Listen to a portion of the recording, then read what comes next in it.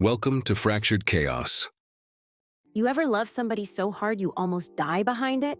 Yeah, I almost flatlined. Over a man who was literally having sex with another woman in my car while I was inside Walmart buying him deodorant, body wash, and those little tree air fresheners he liked so much. And the craziest part? He was married the whole damn time, with not one but two secret babies on the way. Buckle up because this ain't one of those I learned and I grew stories. No, baby, this is a how I got my lick back and burned his entire life to the ground story. It started like all modern tragedies do, with good morning texts, broken promises, and a dating app profile that should have come with hazard warnings. His name was Malcolm. Malcolm was fine, y'all. 6'3", bearded, tattooed, and perpetually between jobs. My absolute type. The kind that makes your mama suck her teeth and your daddy clean his guns. First red flag? He never FaceTimed me from the waist down. Ever. Always neck up like he was auditioning for a cologne commercial. Shoulda known. Second red flag? His phone would go to voicemail after 9 p.m. like clockwork. He said it was because I'm focused on my grind. The only grind happening was him grinding my patience into dust. Third red flag? He had 3 different phone numbers. One he called his business line, one his personal, and one for, I'm not making this up, networking opportunities. I later found out networking opportunities meant women I'm currently scamming. Fourth red flag? He never invited me over, ever. Always my place, always my gas, always my Netflix password, always my Uber Eats account getting fatter while my wallet got thinner. Baby, my roommates are messy, he'd say. Baby, my place is being renovated, he'd say. Baby, I want you comfortable, he'd say. But did I notice these flags? Hell no. I was too busy planning our future wedding and picking out names for our future kids, Malik and Malia. That's how deep in delusion I was. But did I notice these flags? Hell no. I was too busy planning our future wedding and picking out names for our future kids, Malik and Malia. That's how deep in delusion I was. Stupid move number 1. And trust me, I made enough stupid moves to fill a dance competition. I gave him a spare key. So you can come and go as you please, baby, I told him, like I was handing him the key to my heart and not the key to my eventual downfall. He looked at that key like I had handed him a winning lottery ticket. Now I know why. 2 days after giving him that key, 2 days, my neighbor Jasmine texted me while I was at work. Hey girl, who's that lady in your apartment? She just took in a bunch of groceries. My heart dropped to my stomach. Did the electric slide through my intestines and landed somewhere near my ankles. I'm racing home in $12 fashion Nova slides, my heart beating faster than Usher's background dancers. My supervisor yelling behind me, Kenya, we got 3 more patients. I'm already halfway to the parking lot. I bust through my front door, keys clutched between my fingers like Wolverine claws, ready to fight, and found a woman in my kitchen, cooking bacon in my cast iron skillet that my grandma gave me. And Malcolm? This fool had the nerve to introduce us like it was a damn networking event at the Marriott. Kenya, this is Tasha. Tasha, Kenya. And me? I shook her hand, like a damn idiot. I actually extended my arm, grabbed her fingers, and shook them, up and down, like we just closed a business deal. Tasha looked me up and down and said, Oh, you the other one he told me about, the dental assistant. Other one, plural. After Malcolm left us alone, Tasha explained everything. She'd been with him for a 1.5 years, while I'd only been with him 6 months. Then she started listing names, actual names. Jasmine from Riverside, 9 months, paid his car note. Kendra from downtown, 4 months, bought him a MacBook. Deja by the university, almost a year, let him drive her BMW. And there was me, Kenya from the apartment with the blue door, 6 months, covering his phone bill and feeding him like he was a growing teenager instead of a whole 34-year-old man. How do you know all this? I asked, feeling like I was in some twisted episode of This Is Your Boyfriend. Because he keeps the receipts in a shoebox under the bed at my place. Her place, where he apparently lived when he wasn't living at mine. He moves around, she explained, like she was describing a nomadic lifestyle and not a full-blown con operation. Stays at different girls' places, different days of the week, never gets caught because he keeps the schedule tight. Why are you telling me this? Why are you even here? I finally managed to ask. Because I found out last week I'm pregnant, and when I told him, suddenly he's not ready to be a father. Funny, since I'm pretty sure he already is one. My heart stopped. What? Girl, I don't know for sure, she sighed, but I saw a picture in his wallet. him with a baby. So either he's already someone's daddy, or he's taking random pictures with infants, which honestly might be worse.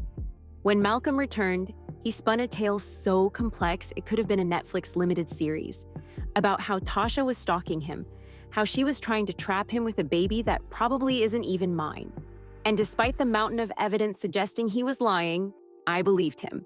2 weeks later, I discovered Malcolm wasn't working at Premium Auto Detailing like he claimed. The manager told me he hadn't worked there in over a year. So where was Malcolm going every day from 7 a.m. to 6 p.m.? Instead of confronting him, I pretended I didn't know. Until my friend Kira called me, "Wasn't your man driving your Altima today? Then why did I just see it rocking back and forth behind a Dollar General at the plaza?" Rocking, y'all, like a "we're not gonna take it" music video. My car was having more action than I'd had all week. "Are you sure it was my car?" I asked, desperation creeping into my voice. Silver Altima, dent on the back bumper. "And the dental hygienists do it with better floss bumper sticker?" "Yeah, girl, that's your car." The Lyft driver, a grandmotherly woman named Bertha, took one look at my face and said, "Who we fighting today?" "My boyfriend," I replied. "He's cheating on me behind a Dollar General." Bertha didn't even blink. "You want me to wait while you confront him? No charge. I got time and I love a good show." I approached slowly, the car rocking with no subtlety whatsoever. I pulled open the door and caught Malcolm mid-stroke, in my car, with a woman who didn't even take her Dollar General name tag off. "Brittany," it read. Malcolm, to his credit, didn't even try to lie.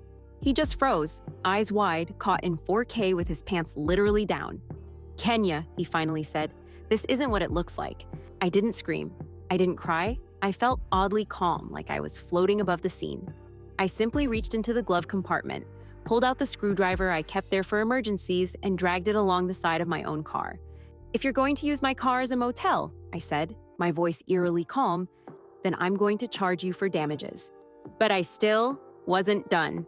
I stayed because I thought, a real woman sticks by her man through the struggle. Baby, I didn't realize I was the struggle. A week later, Tasha messaged me again.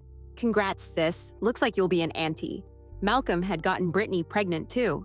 I was confused. Malcolm leaves my place at 7 a.m. every morning. He's not at the car wash. He's not at the gym. So where is he all day? I followed him. He took a bus to a nice suburban neighborhood, walked up to a 2-story house with blue shutters, and entered with his own key. Minutes later, a professional-looking woman stepped out. Malcolm followed her, kissed her, and she handed him a baby.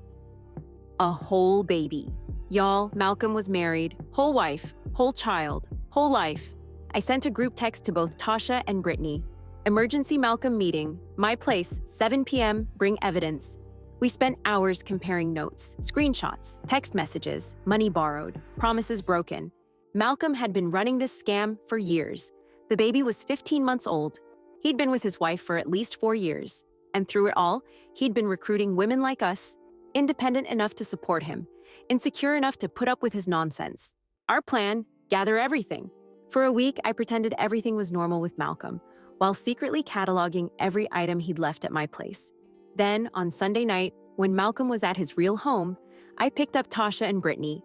We loaded his Xbox, fake Rolexes, sneaker collection, basketball trophies, cologne collection, everything. We drove to his wife's house, put everything in 3 large boxes, along with printed screenshots of every text, every lie, every photo of him in our beds. I signed my box. "Congratulations, sis. It's your turn now." Tasha wrote, "Malcolm's other families send their regards." Brittany simply wrote the due dates of both her and Tasha's babies. We put it all on the porch, rang the doorbell, and watched from my car as his life imploded. His wife appeared, took the boxes inside, and minutes later, Malcolm ran out panicking. He called me, still lying, claiming it was his sister's house. "No need to explain," I told him. "I think the 3 positive pregnancy tests we included in those boxes explain enough." We watched as his wife confronted him on their front lawn, throwing his belongings while neighbors filmed. His mother-in-law came out next, getting in his face until he walked away defeated, straight toward my car. Malcolm saw the 3 of us inside and his eyes went wide. "You did this, all of you. You ruined my life.